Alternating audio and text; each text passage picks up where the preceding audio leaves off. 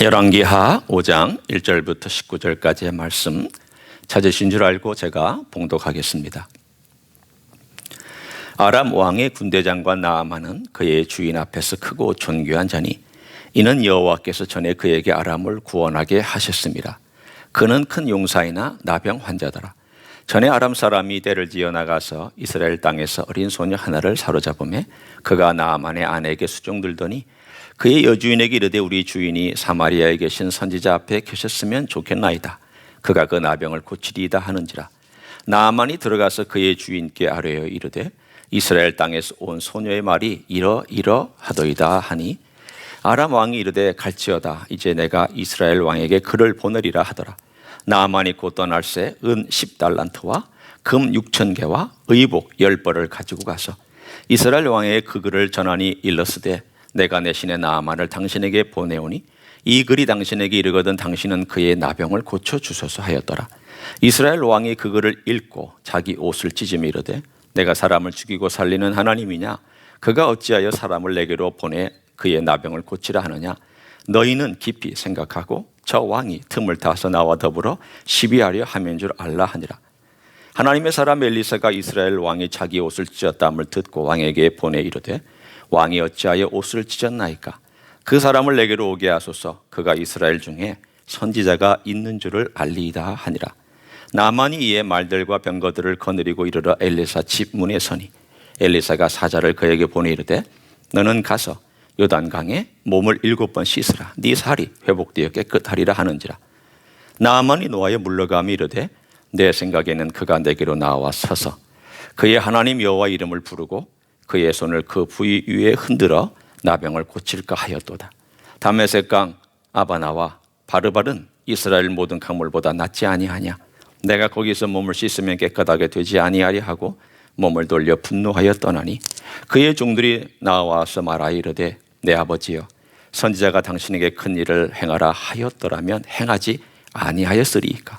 하물며 당신에게 이르기를 씻어 깨끗하게 하라 함이리이까 하니 나아만이 이에 내려가서 하나님의 사람의 말대로 요단강에 7번 몸을 잠그니 그의 살이 어린아이의 살같이 회복되어 깨끗하게 되었더라.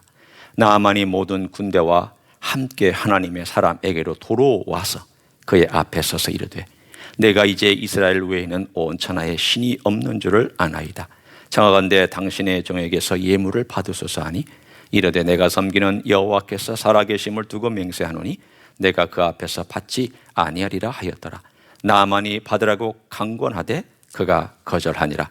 나아만이 이르되 그러면 청하건대 노새 2마리의 흙을 당신의 종에게 주소서. 이제부터는 종이 번제물과 다른 희생 제사를 여호와 외 다른 신에게는 드리지 아니하고 다만 여호와께 드리겠나이다. 오직 한 가지 일이 있사오니 여호와께서 당신의 종을 용서하시기를 원하나이다. 곧 내 주인께서 림몬의 신당에 들어가 거기서 경배하며 그가 내 손을 의지하시매 내가 림몬의 신당에서 몸을 굽히오니 내가 림몬의 신당에서 몸을 굽힐 때에 여호와께서 이 일에 대하여 당신의 종을 용서하시기를 원하나이다 하니 엘리사가 이르되 너는 평안히 가라 하니라. 그가 엘리사를 떠나 조금 가니라. 아멘. 하나님의 이야기 가운데에는 아웃사이더들이 놀랍게 변한 이야기들이 참 많습니다. 그 아웃사이더들의 이야기가 어떤 면에서는 이방인이었던 이스라엘 사람도 아닌 이방인이었던 우리들에게는 참 흥미를 유발합니다. 어떻게 구약의 그 시대에 그것도 이스라엘의 적국 그리고 원수와 적국의 가장 강력한 군대 장관이었던 나아만 같은 사람이 하나님의 은혜 안에 그 테두리 안에 들어올 수 있었을까? 참 놀라운 그리고 신비로운 이야기이기도 합니다. 오늘 저는 이번 주부터 몇 주 동안 나아만으로 비롯해서 성경의 아웃사이더들로 나와 있는 사람들의 이야기를 함께 나누며 말씀의 메시지를 여러분에게 전하고자 합니다. 오늘 이야기는 한 소녀가 이스라엘과 시리아의 전쟁 중에 포로로 잡혀가서 나아만 장군의 여주인, 곧 부인이죠. 부인의 시비가 된, 요정이 된 그 이야기로부터 시작합니다. 나아만은 시리아 왕국, 지금의 시리아 왕국, 그 당시에는 아람 왕국이라고 되어 있었던 이스라엘의 바로 옆 나라, 늘 티각티각 싸웠던 나라입니다. 지금도 싸우고 있죠. 이 두 나라는 한쪽이 강성하면 한쪽은 약해져서 성을 빼앗습니다. 또 이쪽이 강성해지면 또 도로 성을 빼앗습니다. 그래서 왕이 바뀔 때마다 국경이 이리 됐다 저리 됐다 왔다 갔다 합니다. 이때 이 5장에 나와 있는 나아만 장군이 유능하고 큰 용사였기 때문에 이스라엘은 축소되었고 아람 나라는 비교적 강성한 그런 때였습니다. 그때 이 나아만이 나병이 걸렸습니다. 큰 용사요, 장군이면 뭐합니까? 나병이 걸렸는데. 그런데 오늘 본문에 이상하게 5장 1절에 묘한 메시지를 우리에게 말씀해 줍니다. 아람 왕의 군대 장관 나아만은 그의 주인 앞에서 그 존귀한 자니 이는 하면서 설명하기를 여호와께서 전에 그에게 아람을 구원하게 하셨음이라. 오늘 이 글을 쓴 선지자는, 혹은 하나님의 감동을 받고 글을 우리에게 전해주는 이 열왕기 상하의 저자는 뭐라고 말씀하시냐면, 그에게 하나님께서 은혜를 베푸셨다. 그래서 그가 적국의 나라, 이스라엘을 얘기하는 것이 아니라 아마도 북쪽에 있는 아수르라고 하는 거대한 강대국으로부터 그 나라를 구원한 일을 하게끔 했다라고 오늘 말씀하고 있습니다. 뭘 암시하고 있을까요? 아, 하나님께서 배후에 역사하고 있구나. 이 이야기가 흘러가는 것이 하나님께서 역사하는 이야기구나라는 것을 벌써 암시하고 있습니다.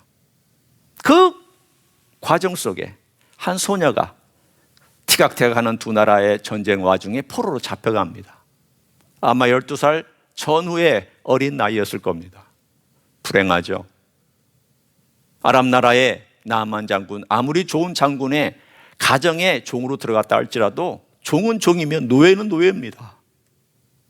가장 사랑받아야 될 나이에 가장 불행한 위치로 전락되어 버린 이 한 소녀, 아웃사이더입니다. 불행한 사람입니다. 그런데 이 불행한 조그만한 소녀가 시종 드는 가운데 뭐라고 얘기를 하는가 하면, 우리 주인이 사마리아에 있는 우리 선지자 앞에 있었으면 참 좋겠습니다.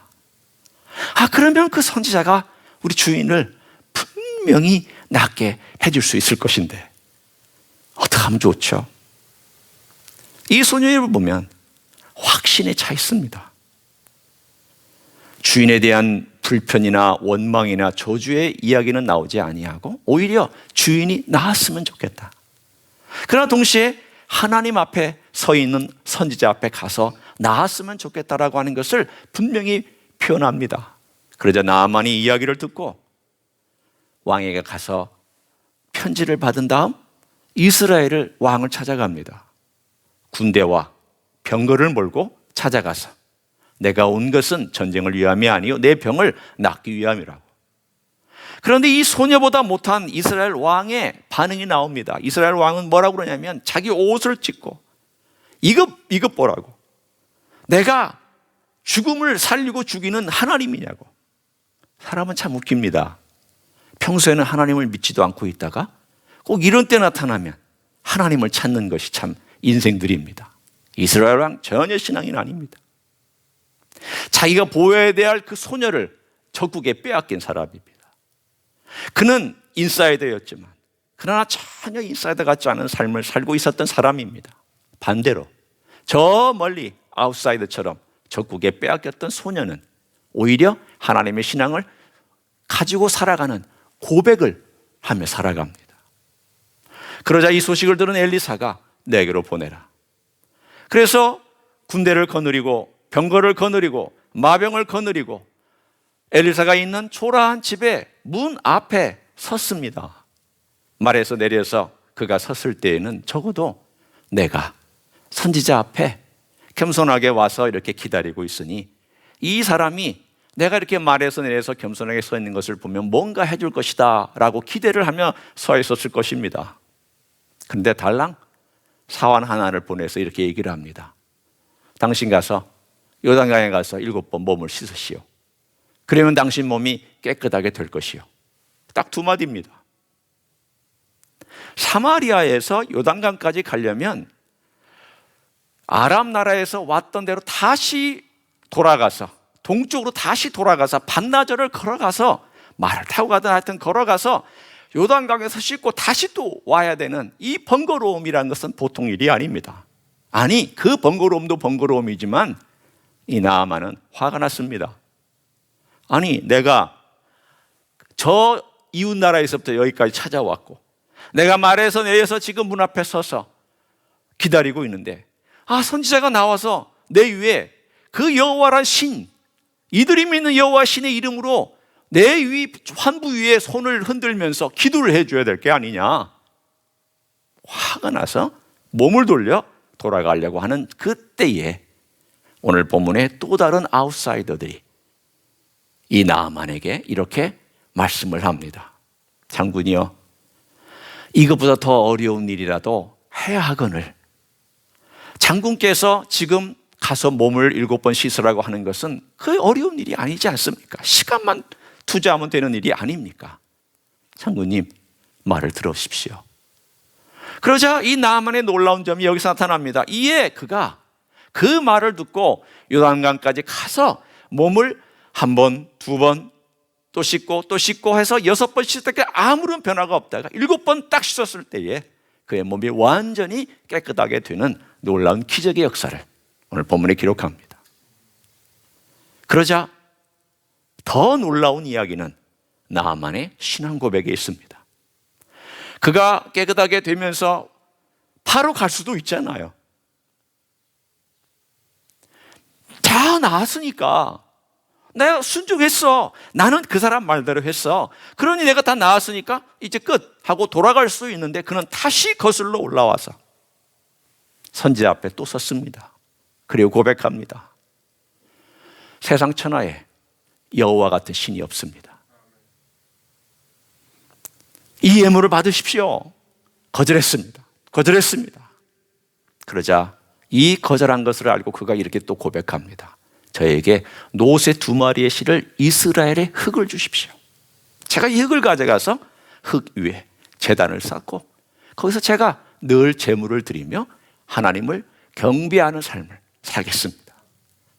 평생 제가 살겠습니다. 고백하고 실천하기를 원하는 이 나아만 장군의 모습이 등장합니다. 다만 제가 이방 사람인 고로 그리고 제 왕이, 저의 주인이 저를 의지해서 림몬 신당에 들어가서 예배를 경배를 해야 되는 그러한 일은 제가 피할 수 없는 거로 그것을 용서해 주시기를 원합니다. 불쌍히 여겨 주시기를 원합니다. 그러자 엘리사가 평안히 가라. 이 말은 무슨 뜻일까요?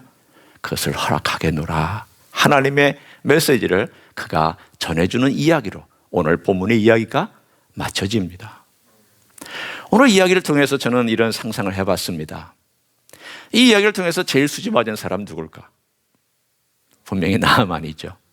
새롭게 됐고 나병 나았을 뿐만이 아니라 신앙인이 되었고 예수님이 인정한 나아만. 예수님의 그 놀라운 영광 가운데 지금도 천국에 있을 그 나아만을 생각하면 얼마나 복덩어리가 되었을까요? 그러나 또 하나, 이 이야기에 나와 있지 않지만 그 어린 소녀에게 임하였을 복이 어떤 것이었을까? 한번 상상해 보세요. 이 어린 소녀가 모든 일의 시발점이었고 물론 하나님이시지만 이 어린 소녀는 그것을 쓰임받는 소녀였고 결국 자기의 주인이 낳고 돌아온 다음 이 소녀가 어떤 대우를 받았을까? 그리고 그가 그 이방 땅에서 있는 동안에 어떻게 여호와를 예배하는 삶을 살아갈 수 있었을까? 그 주인이 여호와를 예배하는 사람이었다면 이 종조차도 여호와를 예배하는 삶을 분명히 살았을 것이다라고 충분히 짐작할 수 있습니다. 오늘 이렇게 하나님께서 해피엔딩으로 끝난 이야기를 통해서 우리에게 주시는 메시지가 뭘까요? 이렇게 어려운, 어떻게 생각하면 불행한 일이 계속 일어나고 이것이 언제 또 반복될지 모르는 어려운 상황에서 우리에게 주시는 메시지가 뭘까? 저는 한 3가지만 여러분과 함께 적용하고 말씀을 나누기를 원합니다. 첫 번째는 이 어린 소녀의 고백입니다. 이 어린 소녀는 불행한 소녀였습니다.